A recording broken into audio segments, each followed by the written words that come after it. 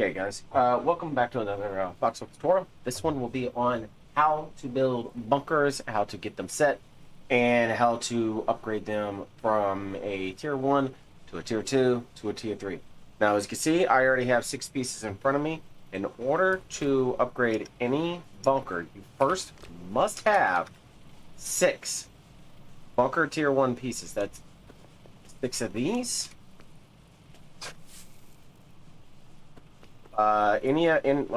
Even combination of 6 bunker pieces where you can have this wrap around. Now I'm just going to go ahead and delete this, and I'm going to show you the different ones that we're going to cover. This was basically your standard 6 piece right here. You'll understand why I have the 6 pieces, 1, 2, 3, 4, 5, 6. And because this area is obstructed and I did not want to move the CV so I could show 1, 2, 3, 4, 5, 6. And finally, the condensed one. Now you'll notice it's 1, 2, 3, 4, 5. 4 corners with the centerpiece. This is because in order for you to actually be able to upgrade it, you can see here where it says must be built with construction people. However, it must be part of a bunker network of 6 or more. Now, if we were to come over to here, we could actually do something of the nature within this right here. We could take and put the bunker base core on any part within it. Now, I have an advanced construction vehicle, which I will show the reason why, but for the time being, I am going to upgrade this to a from a 6-piece bunker piece to an actual bunker core. And in order to build out the core itself, it is 300 VNets. So when we return, I will explain the reasoning for the other ones and show why it's important for placement within the bunker core. We are coming to where this is now being completed, and in order for you to be able to upgrade this to tier 2, all you will need is a hammer and V-nets for your surrounding pieces. Now, within your upgrades, you can see there is 3 specific sections. You have your base upgrades, which provides a tier 1, a tier 2, and a tier 3 bunker core. You have your garrison upgrade, which provides tier 1, tier 2 on defensive garrisons, tier 3, and howitzer tier 3 garrisons.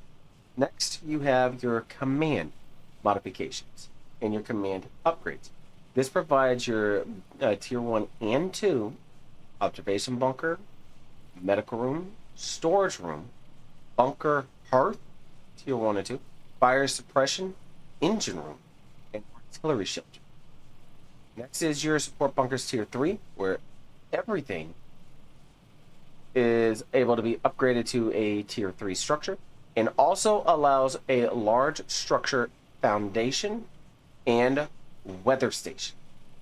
The deployment point is you can spawn from the home region to this bunker, provided it has enough materials and supplies in its stockpile.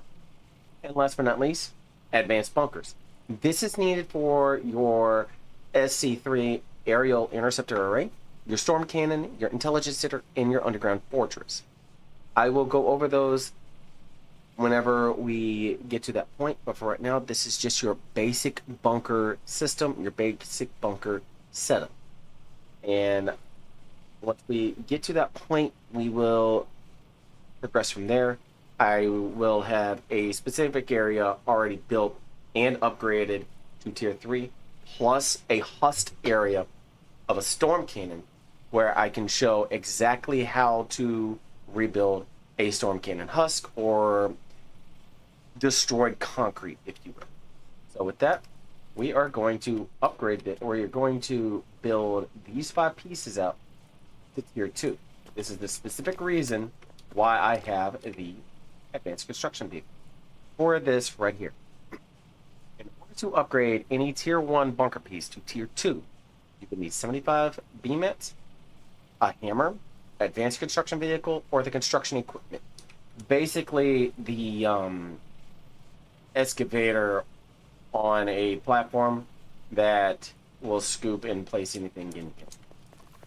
So, in the CV, you're going to press F, go over to the designated item that you want to upgrade, press E, and when you are not being blocked, you can click on it and hammer away. Now, what we are going to do is you are going to see me speed things up and go from here. So I'm going to essentially fast forward through all of this and show why it's imperative you have tier 2 bunker pieces on your bunker.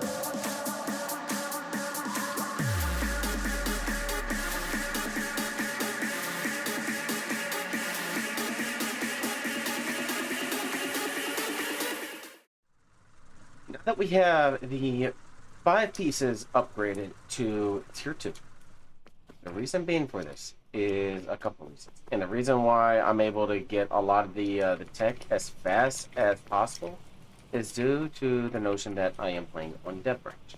Now, you remember when I pointed out the area of the modifications? Well, that also plays a factor as well.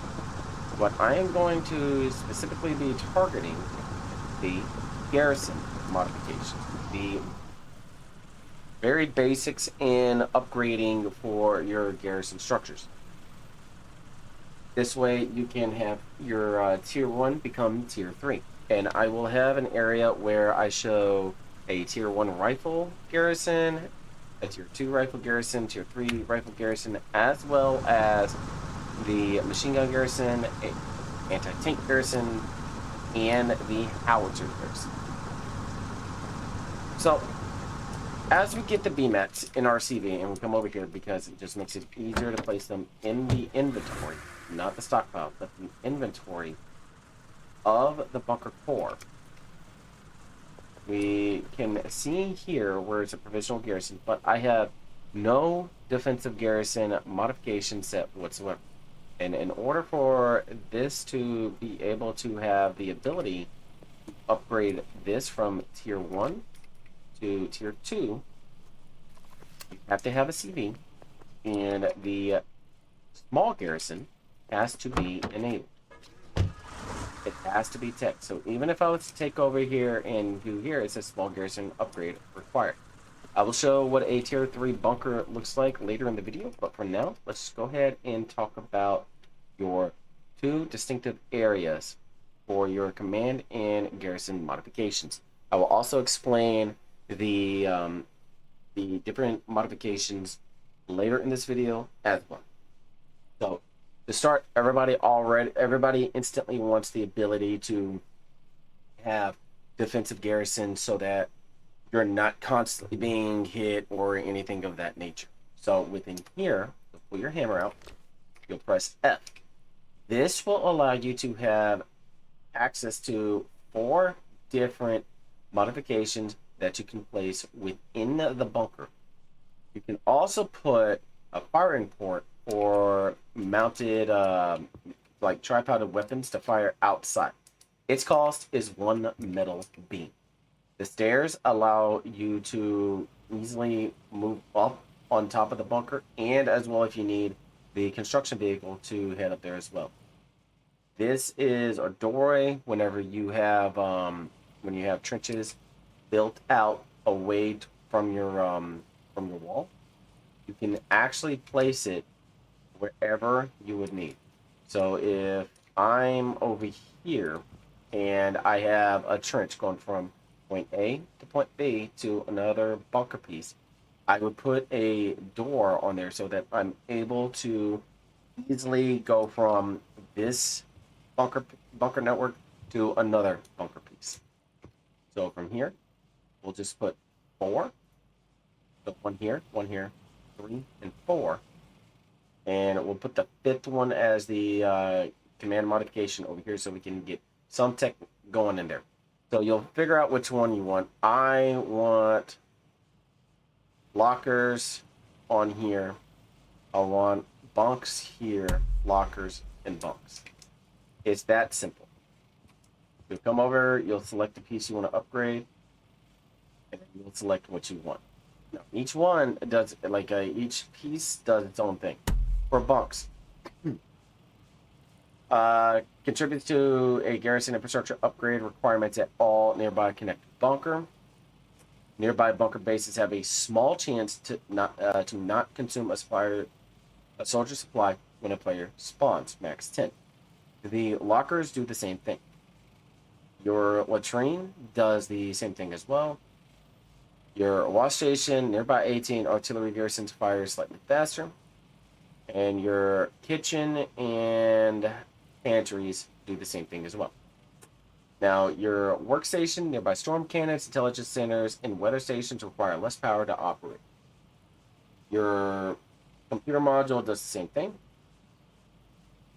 And your radio station, chalkboard, and strategic map, all 3 of these allow nearby observation bunkers to site targets slightly outside their detection radius.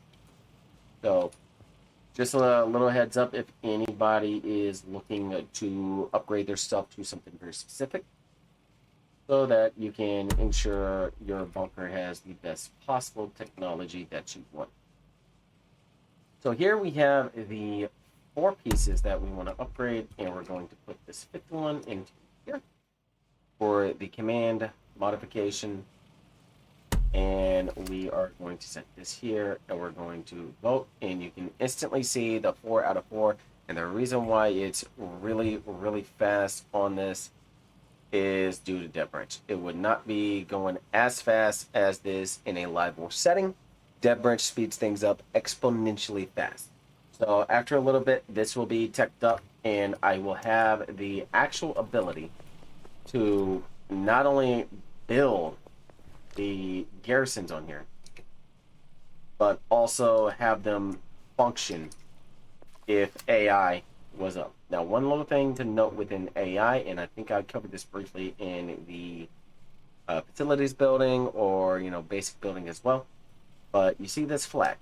Whenever this flag goes from small to large, as noted over here, and I'm going to show the tier 3 core. This is what a tier 3 core looks like. This right here is what AI looks like whenever it is on, when it is active. Meaning, all connected defenses, such as your rifle garrisons, your AT garrisons, your pillboxes, which I'll build as well. Every single item that provides any type of defense will automatically fire at enemy infantry and vehicles as well. So you might be asking yourself, well, what about the pieces that were over here? Well, let's go ahead and get our BMATs back in the inventory. I'm going to need quite a few. So what you're going to do is we are going to build out this final piece, this piece right here. Point it that way, and when we come back, I will show exactly how people do this. Okay, so there's this one item that's called bunker leeching that some people do, and it's where it's at a max range for one bunker to provide AI to another, and you kind of need to extend it some more. So in the aspect of doing things, I built this bunker on the 1x6. You technically would never want to do this in any metric because this right here is a prime target for anybody, especially this piece back here. If they kill this piece, it'll destroy everything else. So one thing that some people will find themselves doing is they will place a 1x1 here. They'll put a trench to connect to the core that has the tech, and then what's considered an underground trench. And I'm going to move the TV back a little bit to any piece that has. Don't say too far.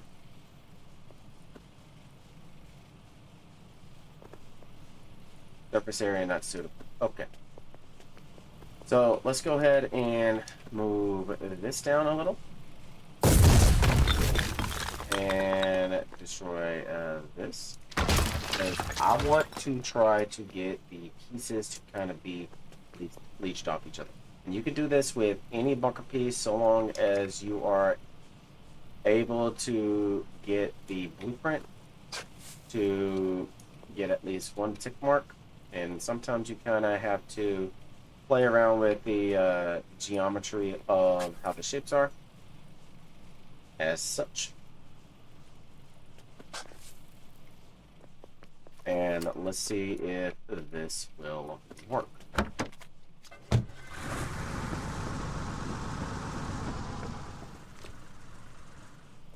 we go. And this is an underground trench. It's also useful to note that you will have hidden trenches throughout bunker networks, and it is extremely impactful to know on how to go about and connecting items to each other. So if I wanted to have this piece right here connect to here, and even though this isn't within its range, and I wanted to kind of do something like this but be underground, what you do is you have about 25 construction materials on you, and you find the small gauge fire arc.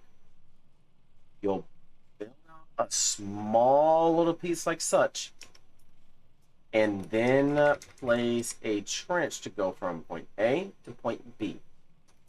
And once that's done, you have an underground trench.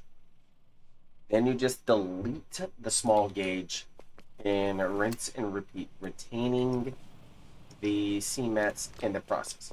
So, as you can tell, there's no defensive garrison tech whatsoever, and that's coming from here.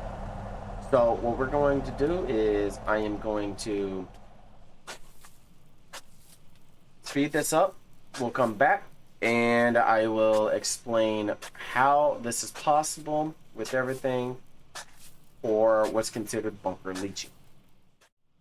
And now that we are done, you will see how this right here still has its 4 defensive garrisons, where this one did not originally.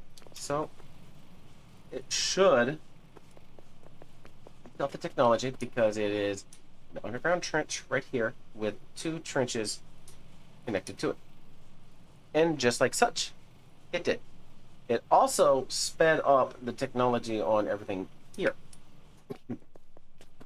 So here's the other part that I was mentioning.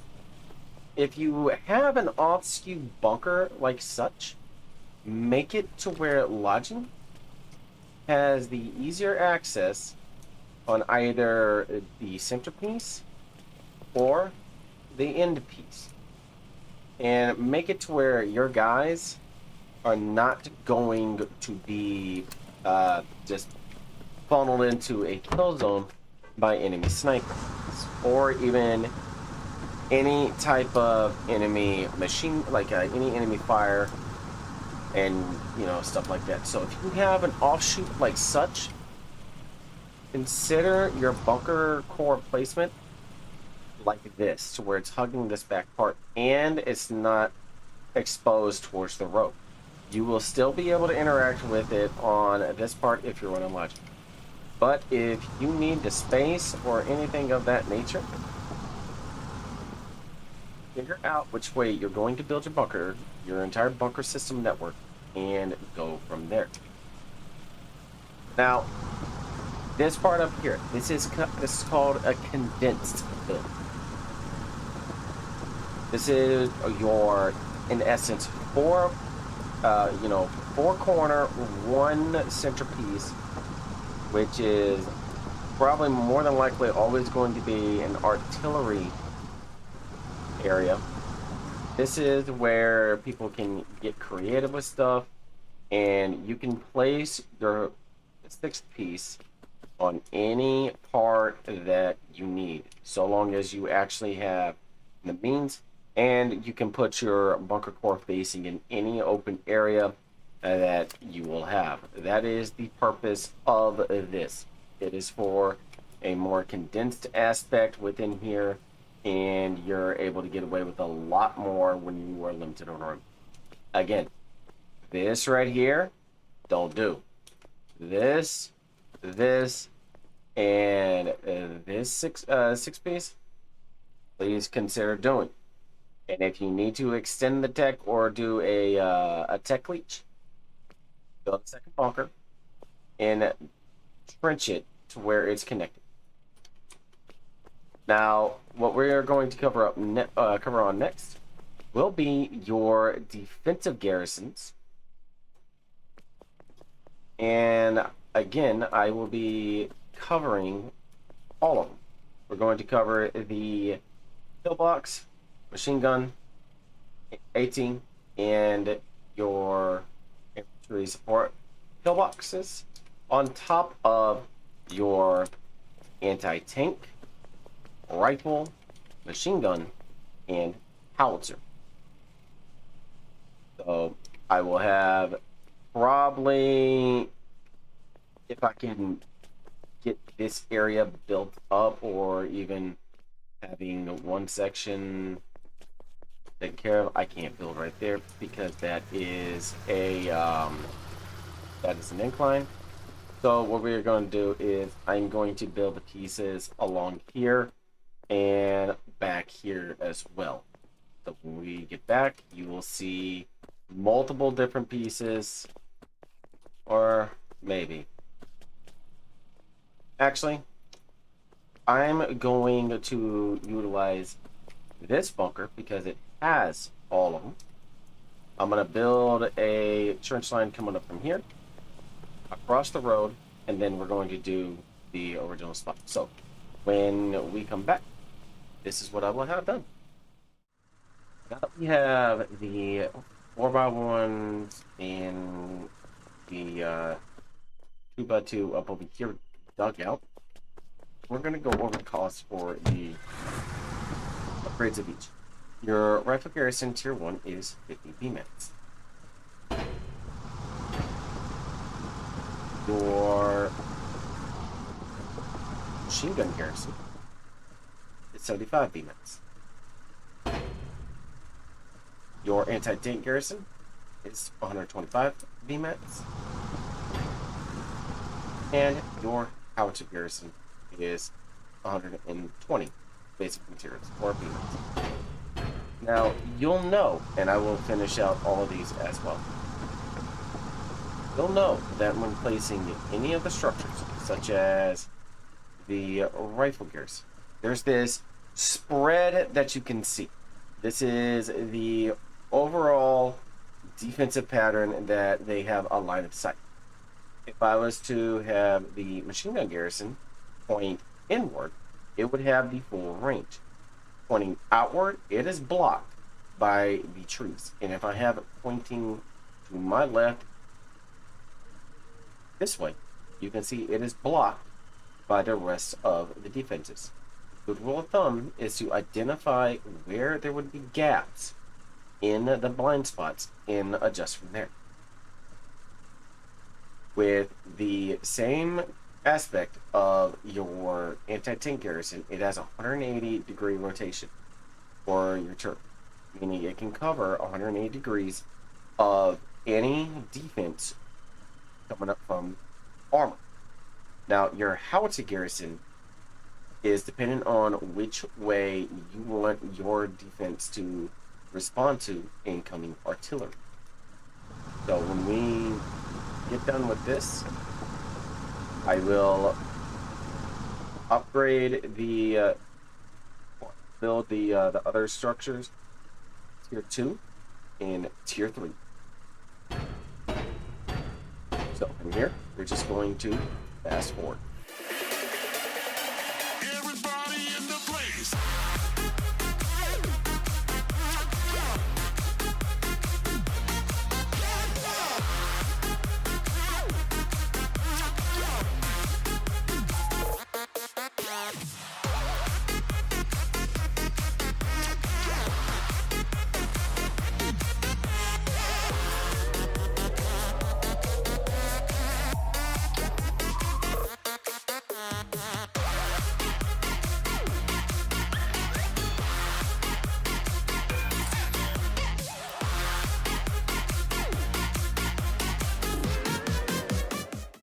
And now that these are built, you can see the netting on the top, and you can see the large flags indicating that there is active AI. Now, typically, you would not ever build anything out like this because, one, this does not provide adequate coverage in the way you need, and two, this is only done for tutorial purposes. So, I am going to build this as tier 2, and I'm going to grab the materials to place that build this up as tier 2 and also as tier 3, as well as the defenses. And as you've seen with the bunker over here, this is what tier 2 looks like. Tier 1 is netting. Tier 2 is more on like a dirt or a mud with stone style covering. And then tier 3 is what your concrete would look like. Now, the reason why this concrete looks dirty and why this is blueprinted, I will explain here in a little bit. But for the time being, we will be back after this is all built up to tier 2 and this is all built up to tier 2, and I have the materials needed to build this up to tier 3. So we will be back. Now that we have this built up to tier 2, we are going to talk about the cost associated with the defensive structures as it pertains to from tier 1 to tier 2. And some will argue, oh, build tier 1 first, then upgrade it, it's cheaper. It's the same damn cost no matter what. You can build tier 2 and then put the same and put the structure on. It'll be the same cost as if you were to build the defensive garrison and then upgrade it to tier 2. So, nope. Rifle garrison tier 2, 75 B-minutes. We come over here with the shovel. Come over here. Rifle garrison tier 2, 75 B-minutes. Machine gun garrison tier 2, 100 B-minutes. Anti-tank garrison, 200 B-minutes. And howitzer garrison, 200 B-minutes. So we're going to do a fast forward time lapse. Each one, whenever I'm no longer blocking, of this building each defense tier 2. And then I will talk about what each one looks like in comparison to its counterpart, and then we will go from there.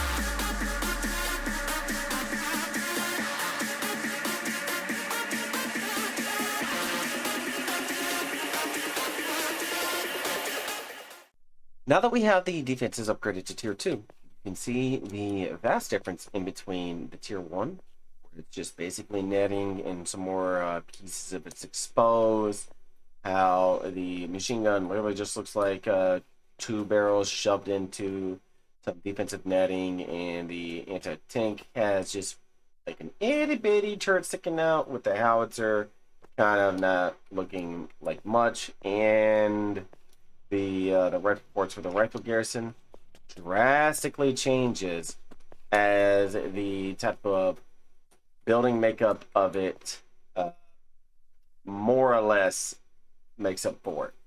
Whereas you have a more defined anti-tank turret, a better howitzer garrison. You can see there's sandbags placed right here for your machine gun, where I guess you could kind of say there's some, but it looks like wood, if anything. It just looks like wood there. And then the sandbags and stuff on top of the garrison. One thing I do want to note here is it's called Garrison for a reason. So there are 2 out of 4, so half of them, your rifle and machine gun garrison that you can actually get in to be able to shoot one. Your howitzer garrison and your anti-tank garrison do not offer you that ability.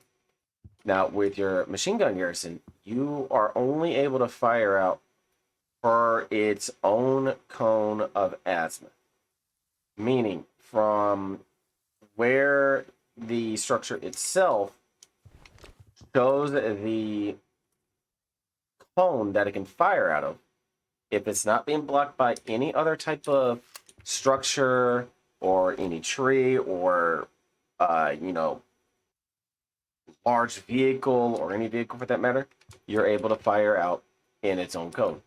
Same thing applies with a rifle garrison. However, if you are in a rifle garrison, you have a 360-degree, so long it is not impeded view.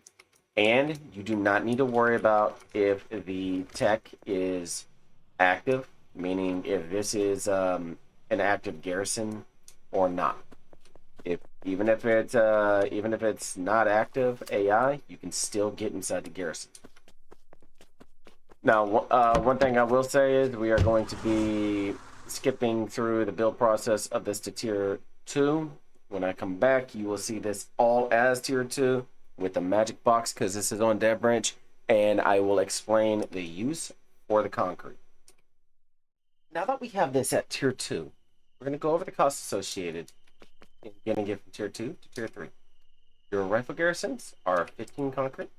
Your machine gun garrisons are also 15 concrete. Your anti-tank garrisons are 20 concrete. And your howitzer garrison is also 20 concrete. For the sake of this, we are going to time-lapse, and I'm also going to, before we do the time-lapse and speed up of everything, I'm going to explain real quick about upgrading this from tier 2 to tier 3 while I actually indeed upgrade it. So let me go ahead and grab this, put this in here, and we are going to upgrade the trench line, trench connector, to tier 2, so you can understand why it's important to have trenches upgraded with your garrisons. So to upgrade a trench connector to tier 2, it is 60 BMETs, and you can either use the construction equipment, the advanced construction vehicle, or or just a hammer. But I'm telling you, it's a lot faster and a lot easier to use a CV, so that you can have this make it so much quicker. Right now, we're already halfway done, and it's only been about maybe 5 to 7 seconds, so to speak. And the whole reason for upgrading the trench connectors from tier 1 to tier 2 to tier 3 is durability and the other aspects of it as well. Also with that, I will have an octagon set out, say, we'll put it over here. we'll put this kind of like right here. I will explain it and may get this connected as well. And I'm going to show, or I'm going to explain this upgrade as well. So we're going to time lapse this as well as this, going from tier 2 to tier 3, and I will explain the parts on here as well. So time lapse time. And now that I have this done, let's talk about this very briefly, and I'm going to essentially destroy it. When you have a trench line like this, or even over here, this trench connector, you have the ability to put certain things in place with certain items, such as barbed wire, which costs 1 barbed wire, a bridge for when you have the actual trench tiers, like the actual trenches, not the trench connectors, which would be here. You can build this to go over for Logi if you have a bunker that is that's behind a trench and logistics needs to get there because they can't access it. You also have a stair which will allow you to go up and down, and then you have a hard point where you can come into here and use this as a firing part where you will not be able to climb over it. And then last but not least, you have a berm which costs 1 sandbag. The same thing for your octagon.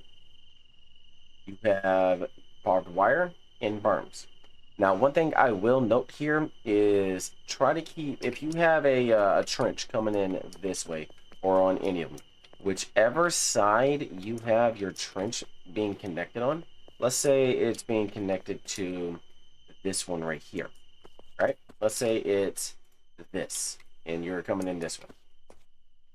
Please try to remember that your best way of having people to get in and out with these is by not having a barbed wire at the sides where people can come in at. In essence, you want the following areas to have barbed wire: your 9 o'clock, your 11 or your 10:30, direct 12, 1:33. From here all the way over to here, this is where you want your barbed wire.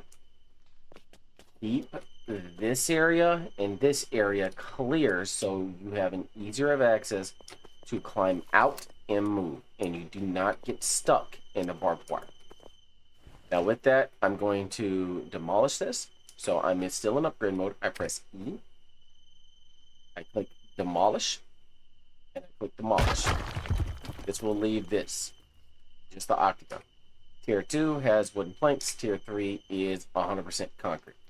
Now, one thing I would mention with the trench and the trench connectors is when they are in tier 3 and you go to upgrade them, such as this real quick. Let's go ahead and upgrade this real quick to tier 3, which only costs 15 concrete.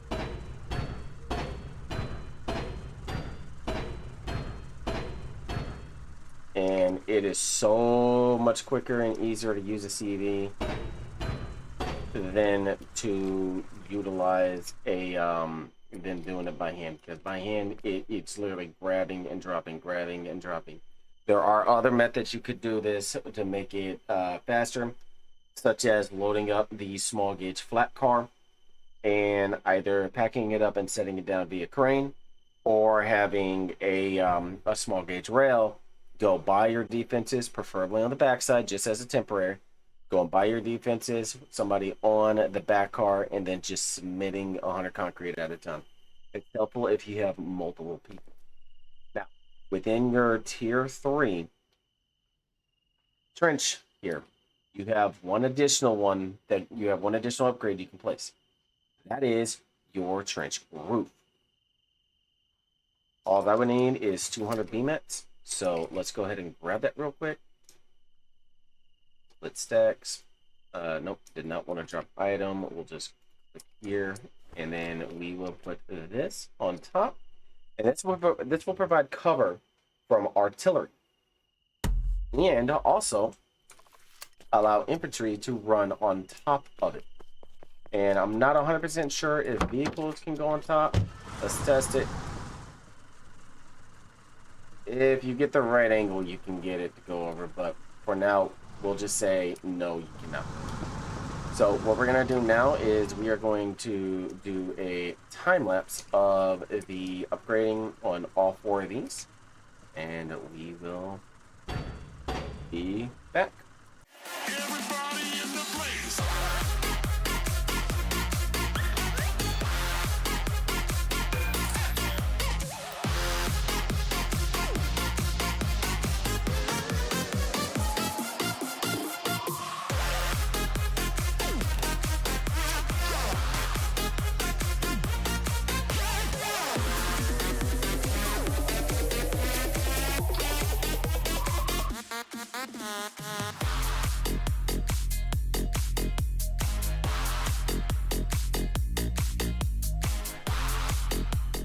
Now that we have this upgraded to tier 3 concrete, wet concrete has a black sheen to it, and it's kind of shiny at night and during the day. This is a great indicator on whether or not this is tier 2 or tier 3. When it is fully dried, it will look similar to how the bunker looks, but we're going to take a look at it from here. You will see the grayish tone of dried concrete. Wet concrete is black. It has a black hue, black tone to it. Dry concrete is gray.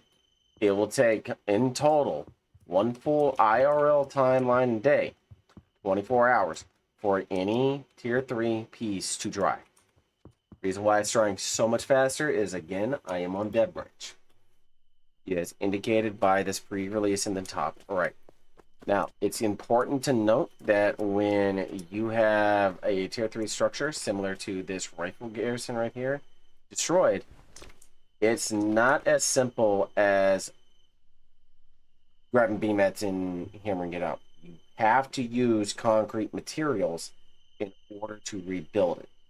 And it takes a full 24 hours for it to cure and dry.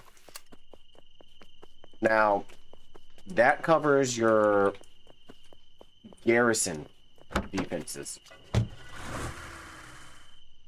Let's talk about your 4 pillboxes that you got. These cannot be upgraded. These are all able to be garrisoned inside, and you can utilize them to your advantage. So let's go ahead and grab up basically a pretty good stack of BMATs. We'll say 500 plus would be good. What these built boxes do is they provide simple style protections. And before I get into this, let's talk about the other items. You have your sandbags. Quick, easy defensive structures placed by sandbags by infantry. You need 3. To upgrade them to a sandbag wall, you need another 3. When you have the sandbags placed down, run up to it, press F, and you'll be able to do that. Your dragon's teeth. Keep this about a good 40 meters away from your garrisons, as enemies with RPGs or any type of items can really cause a number on your base. And you can also rotate the arc of them as well. These require thin concrete materials. Your barbed wire requires 3 barbed wire to do so. Rotating it by the head by holding right mouse. You can also adjust the additional intersections by scroll wheel up or scroll wheel down. Next, your two sea minefields. These are used in sea, as indicated by the the CE mines that they use. You must use a mine boat to build these. Next, your prepared minefield. Whether you are using AT mines or anti-infantry mines, you use these in order to deter the enemies. You can only build one style minefield at a time. Your barbed wire fence, similar to the loose barbed wire, you can rotate the pinpoint of it by holding right mouse and scroll up or down to adjust the essential middle point angle. Next is your tier 1 wall. You can shoot through this whenever you have it built up. Tier 2 cannot be shot through, and tier 3 is a lot harder to break through. Similar with your gate. Gates are used to prevent infantry and walls as well. Gates are used to prevent infantry and vehicles from just getting an easy go at your structures. Your watchtowers provide intel, and we'll use this as an example. They provide intel to anybody within the region. This is what a watchtower would look like. And last but not least, your tank traps. Name says it all. It's an anti-tank obstacle that prevents vehicles access to an area, and it is built with 3 metal beams. Now let's talk about your garrisons real quick. Your rifle garrison. Utilized by infantry and also utilized for spotters. Same with machine gun pillboxes, AT pillboxes, and soon to be infantry support boxes. Your rifle pillboxes only fire 7.62 ammunition out of it. They do not damage vehicles that have armor plating, and they can also be a good deterrent from partisans trying to get access to your base if you have more than one set up. When you place these down, it'll tell you how far, annotated where it says X amount of meters to nearest base, X amount of meters to nearest supply. If it is outside the base, it will not activate. AI will not be active. Now your machine gun pillbox is exactly as it says. Fires 7.62 millimeter machine gun ammo in a cone of death to prevent infantry from access to a facility. If you have multiple of these with overlapping fields of fire, you have a much better chance of having a better defense to your base or facility. At a very low cost of 75 BMETs, it's really good to have. The rifle pillbox is 60 BMETs. So after we get this done being ticked out, we will talk about the anti-tank pillbox.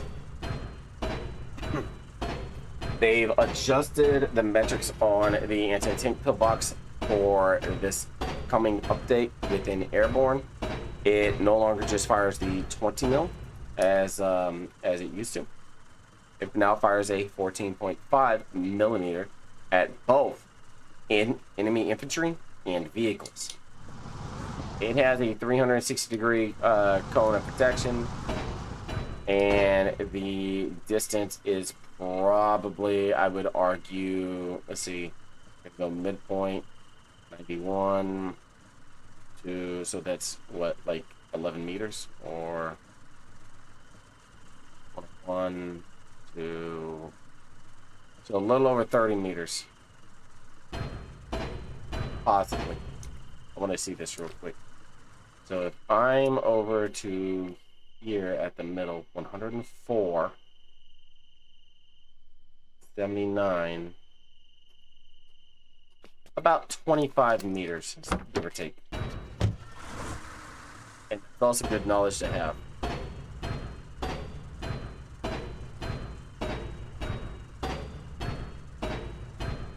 Really resourceful, really good to have, and in strategic points now to deter infantry and vehicles alike from getting access to any strategic point. such as a relic, a bunker base that has critical tech provided to it, or even critical structures like storm cannons, intel centers, radar dishes, and your rocket pads in the rocket on the pad as well, ready to fire. Now, your infantry support gun pillbox. It is a heavily reinforced pillbox that allows the garrison infantry with a 30mm support gun to fire on approaching enemy armor from a safe position. This is the new one, and it's got a pretty long cone, if you will. So again, we're going to go 79 meters.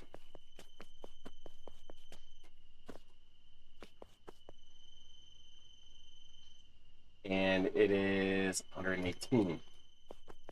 Using the middle of the pillbox as a metric.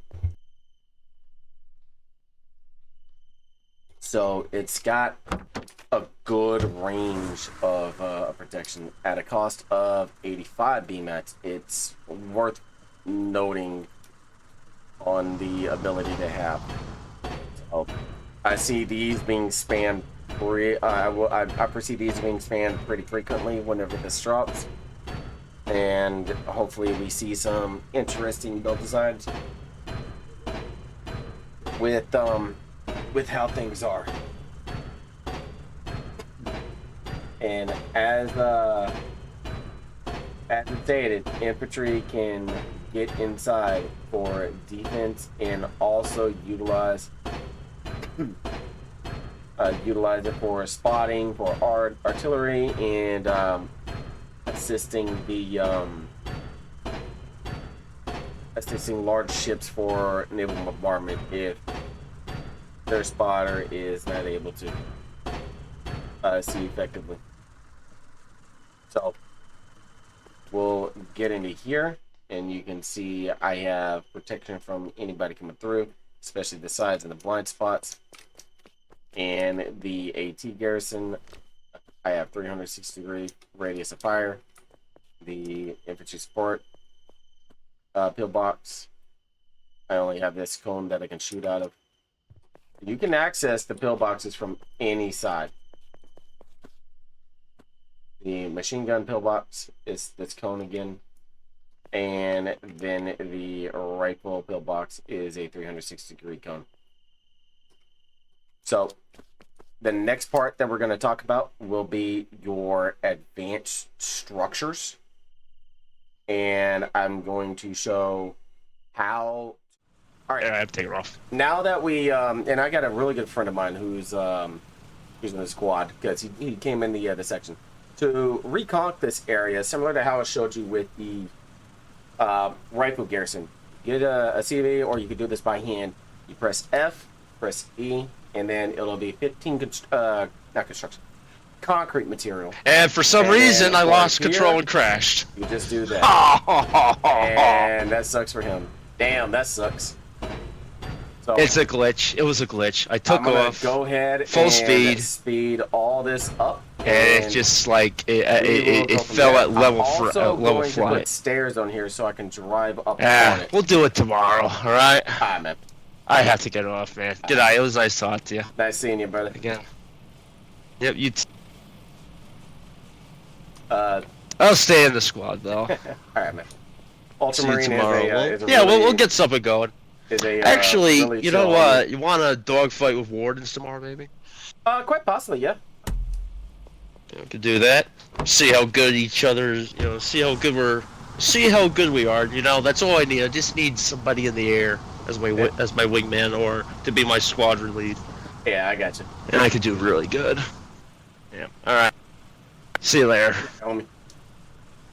Yep. And from here, we're just going to speed this up. I'm also going to conk out the outside of the storm cannon, and I did figure out the cost. It is 200 concrete materials. So with that, we're hitting a time lapse.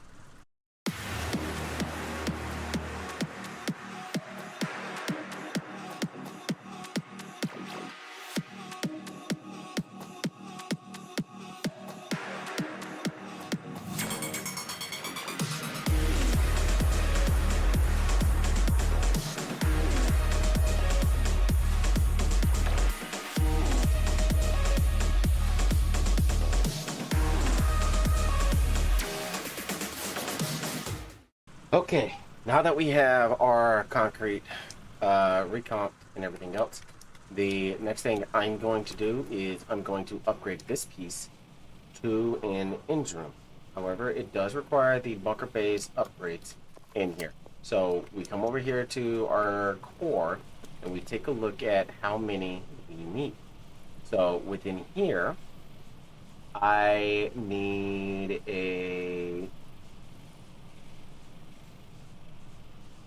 I need 5 more upgrades.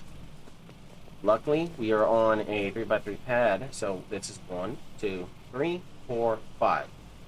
I'm gonna go 1, 2, 3, 4, 5 on here. So let's grab some B-mats real quick. And remember, these are command modifications. They're going to be 50 a piece, so I need 250 B-mats. 100, 200, split the stack, 250. And for me, it doesn't really matter exactly how many, or like what upgrade to go and where. It's just so that I'm able to see. And you can see how I have the command or the modifications here from where it was destroyed. So by logic, once things are reconcreted, it'll be good to go. So I'm going to go ahead and put these inside the inventory of the bunker. And we are going to finish reconking the storm cannon 3x3. And then we will go through and get the upgrade as well. So we will be back. Okay, now that we've painstakingly got the command mods, and I even had to build a couple more pieces over here. We are going to build the engine room on here so that it may provide power to the storm cannon. And then I'm going to talk very briefly about this centerpiece right there. Okay, so let's get out of the husk, hop into here, and let's get us some concrete. Now, an engine room at tier 3 costs 15 cement. At tier 2, I believe the cost is 200. I can actually go verify this real quick. And the engine room is, no, it is 100 B-mats, with the attachment being an additional 100 B-mats. And I will show what I'm talking about after we get this built. So typically you wouldn't you want to be doing something in this manner, but this is for tutorial. You can kind of build your bunker network however you want. This is just how I'm building this. Now there are other bunker upgrades that you could go with and really maximize the effectiveness of it, and I'll talk about each one here briefly once I get this engine room set.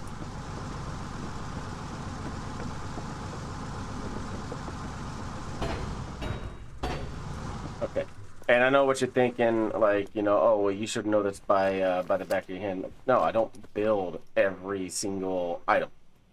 So within the rest of the bunker system that you can make, you have yourself a bunker ramp, which allows people to go inside the structure from the outside. It allows quick access and a means of availability. Next, you have, and let's take a look at this from the inside of the bunker, like the actual pieces itself. So for the stairs, you can move them in any way. For the hearth, this provides warmth to the inside if there's a snowstorm. Next, you have your medical room, which is similar to what your ambulances do in field hospitals. It allows you to treat critically wounded soldiers. It can also stockpile, excuse me, it can also stockpile the medical supplies and everything else. For here, the bunker ramp requires 14 minutes. The concrete to settle. The hearth, same thing. Medical room, same thing. The artillery room, which is, it requires 14 minutes as well. This is more or less additional structure health for the bunker network. If you're getting pounded by artillery, this is a good thing to have. Same thing, 14 minutes. Then you have your observation bunker, or observation bunker or obs bunker. Yep. You can get inside here and spot for artillery. There was one that was decayed up over here. It also requires 14 minutes to cure. Then you have your storage room for ammunition.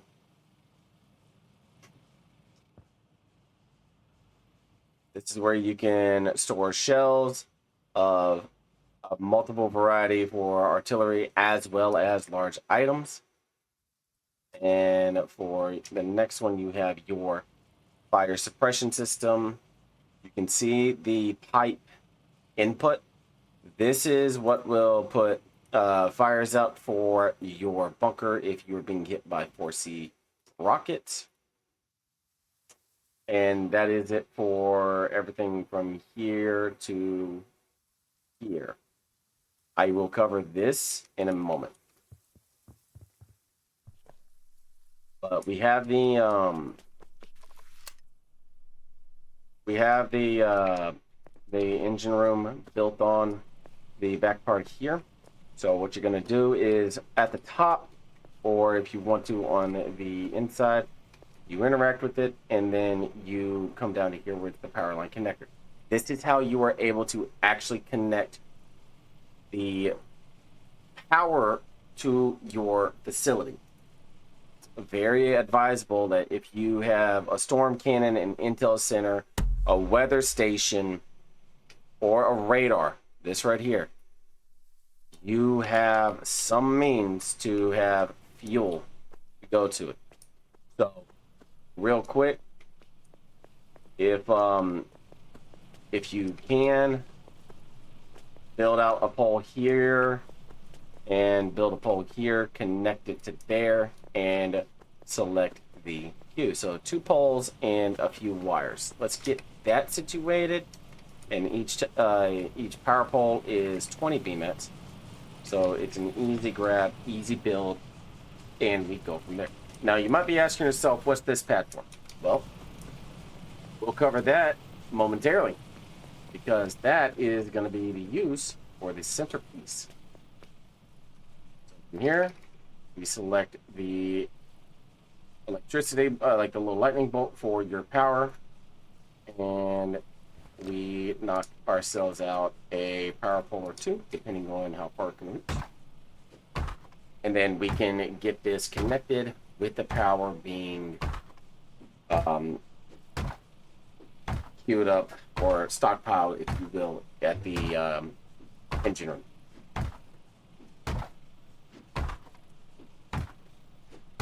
So whenever I do my power grid, I tend to work backwards from a connected point, so I know it will reach.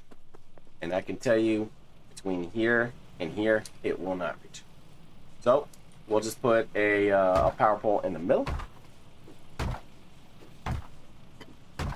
And then we will go from there. We'll connect the pole to this one from the right, and then the one that I'm making right now to the one on the left, right next to the crane. Now, one thing I will tell you is you'll probably see power poles kind of in front and on the sides and behind a stationary or a mobile crane. And that's to prevent people from stealing stuff.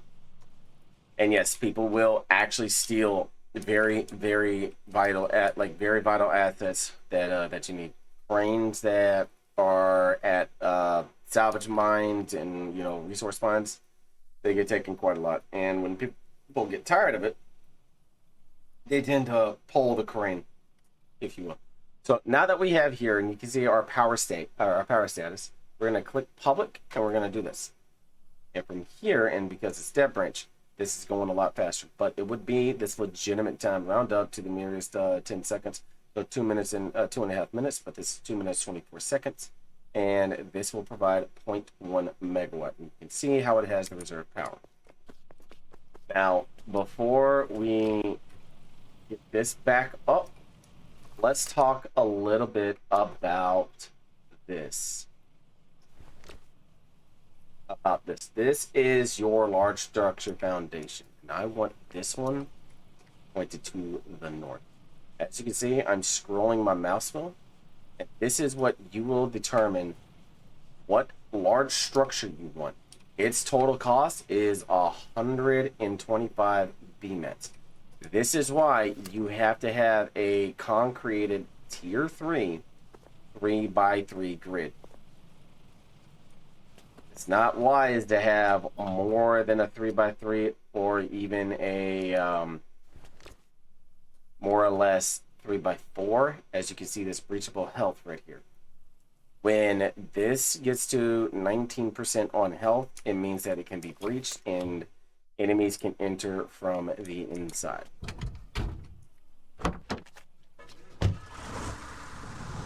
So what we're going to do is we're going to drive up onto here, and we are going to hammer out with the CV a large structure foundation. And I'm probably going to do maybe an intel center, or I might do another storm cannon. I have not decided yet, but I will let y'all know here once we get everything situated. So we'll be in upgrade mode, select our thing, and then start hammering it out. Then we will be back via fast track.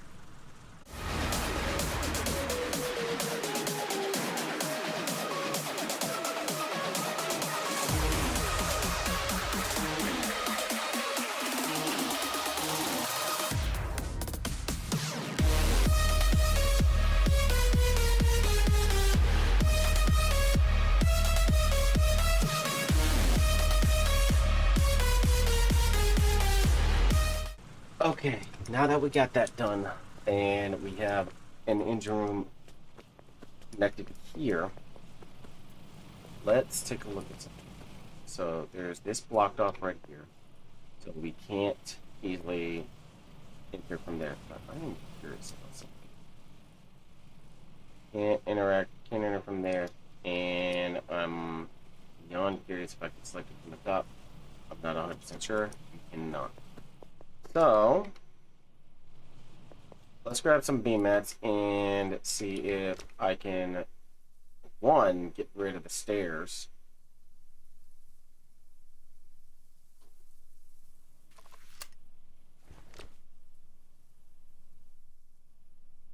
And it was rebuilt. Okay, so I can't even do that.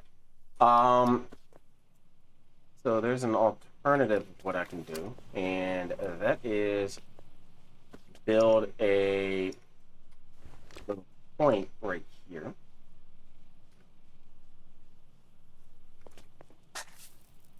And have the ramp onto here. So whenever I do that, I will be back. Okay, now that we got the tier 1 BS out of the way, let's talk about the large structure foundation and the correlation with the advanced weapons platform, I think is what it's called. Forgive me, it's been a long day, and recording multiple segments is a lot, to include building everything out as well, and repairing stuff, and reconquering stuff. It's the stuff that y'all don't see. The advanced structure manufacturing. Okay, so with this being said, no matter what you select, aside from the aside from the three pieces that are in there, the rocket booster, the rocket body, and the rocket warhead, you will need one of the following for each of these. You will need the structure parts and the foundation parts for all 5 of these. The only difference is you have to, depending on what you select, whether it be a storm cannon, a weather station, an intelligence center, an underground fortress, or an array, as you see up here. It's all dependent on that third part of what you put in, because you can put in the first 2 pieces, but what you select is what's going to go. So for this and for this, we're going to do the following.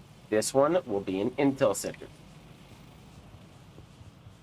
and this one over here will be a weather center.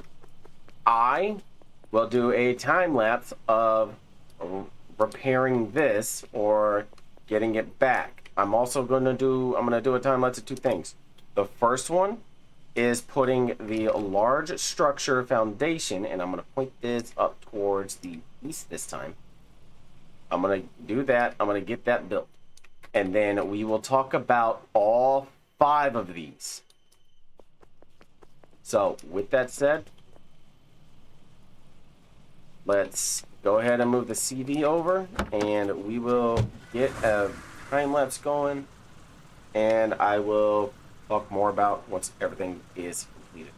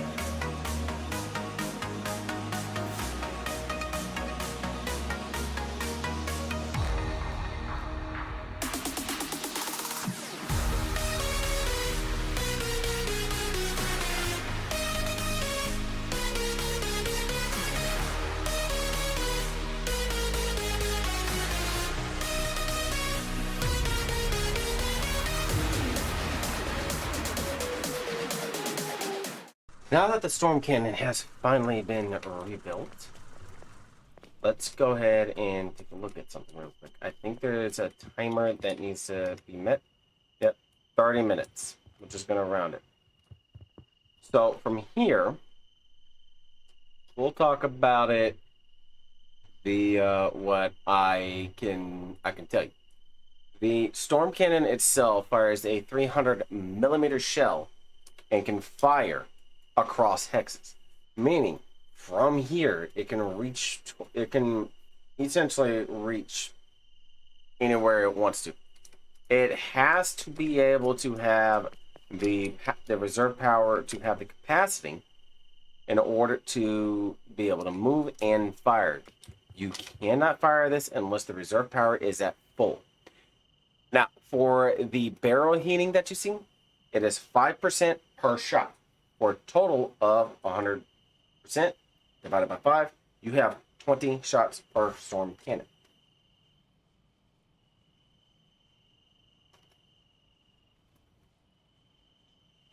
For the max use of it, most people will have 2 of them, and they will have multiple engine rooms into here. So it would be something worth noting to have a lot of engine rooms on standby. And to tell you about the 300 millimeter. Its cost, which is made in an ammo factory specifically, 2 unstable substances, 10 assembly material 4s, and 6 megawatts of power, for a total cook time of 2 minutes. Now the unstable substances take 30 minutes to make. It takes a while. The storm cannon's effective ranges.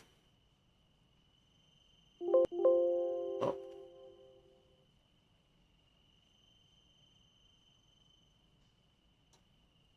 Is I'm going off the there we go. I'm going off of the wiki, which is really damn good to use. Its firing range is anywhere between 400 to 1,000 meters. So, like I said, if you have one in a very well defended position, and I've even seen this at the fingers, where it was repelling large ships from being able to land. There was one built here. There was one built here. There were 2 of them built over here. It did an effective job at nullifying any enemy's advances. So that is your storm cannon in a nutshell. Next, we're going to talk about the underground fortress.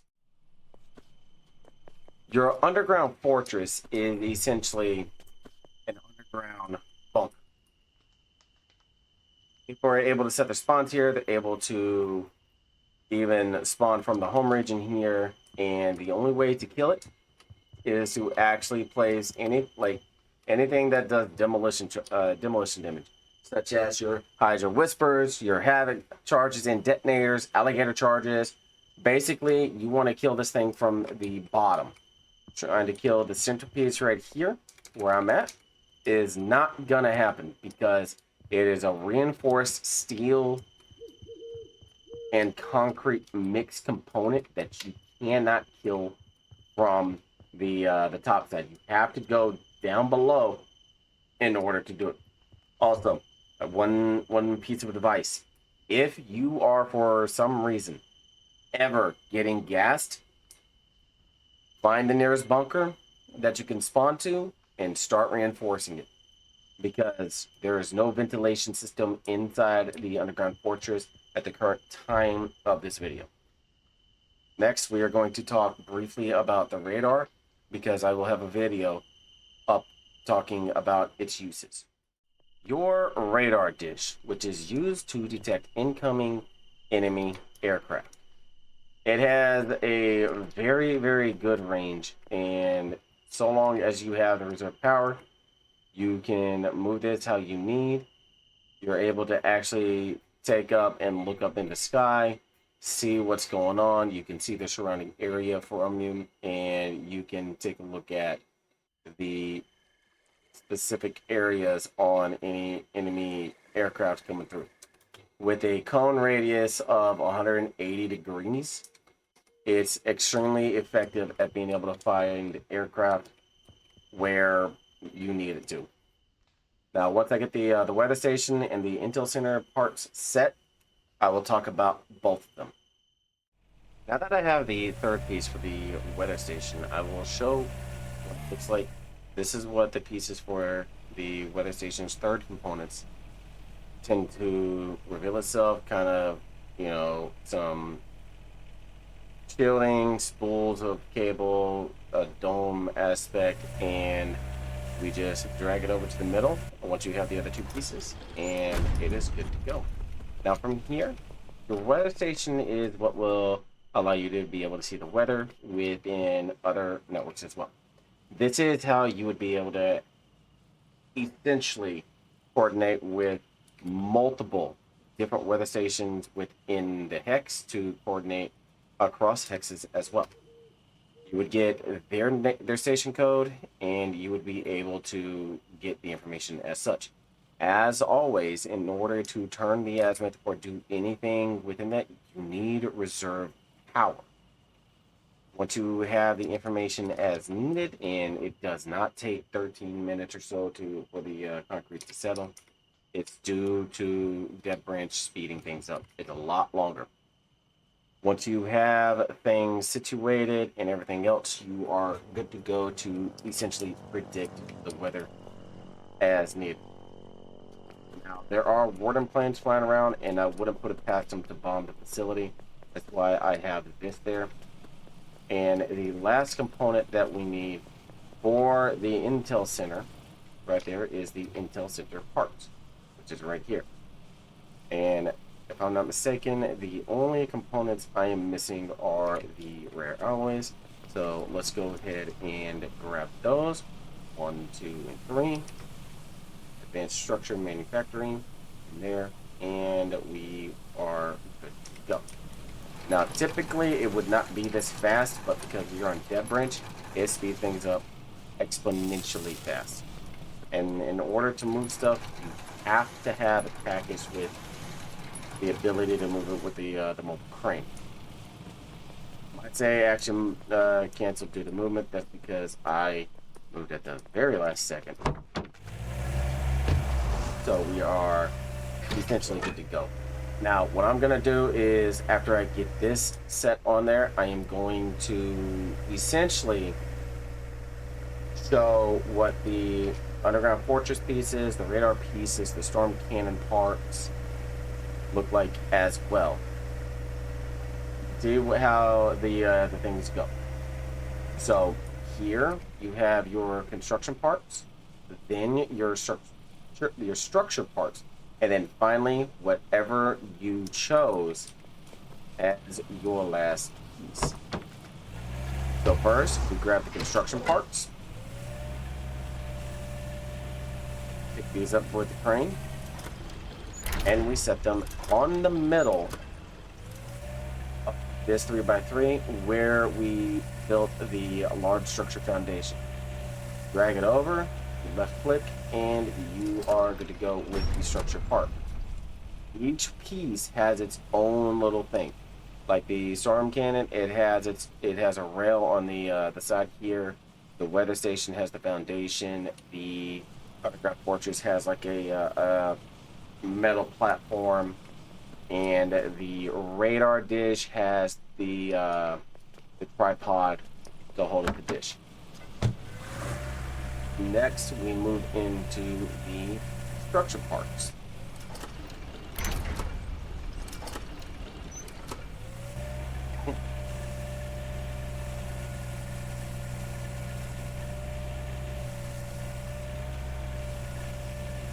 And just like this, you set it down. You can see it's got the hinge for the dish.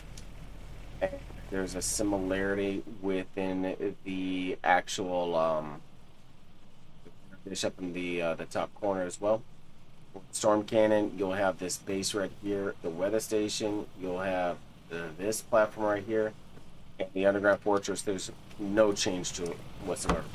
And the final part of it is what identifies each and every single large structure to its unique ability to be seen not just on the map, but also as the structure itself. This is the Intel Center parts, and like I said, I'm gonna build the underground fortress parts, the storm cannon parts, and the radar parts as well. So here's what your Intel Center looks like, and we'll get a brief overview of it really quickly. With the reserve power, if we were to actually get this on, did I not hook it up? Oh, okay. So there. That's blocking. I'm not worried about it. So here, you would enter into it, and for the intelligence center, it taps enemy intelligence, such as observation bunkers, watchtowers, other intel centers within the area that you are able to get the azimuth for, and everything else. It's also used in coordination with the V1 rockets. Now let's go ahead and get this part taken care of. And like I said, I put that down in the event the wardens did another paratroop drop, because I did have that happen before. I'm going to take a look at this. So we're going to do storm cannon parts, which is 300 processed construction materials, 20 rare alloys. It used to be 40, and 45 thermal shielding. So let's get the Do I have enough thermal shielding? I do have enough thermal shielding. Let's go ahead and get the... we'll just go ahead and get 100 rares because the other pieces are probably going to take rares anyways. I could be mistaken. Here we go to process construction materials. We're going to get 300 in total, and we're going to transfer them all over.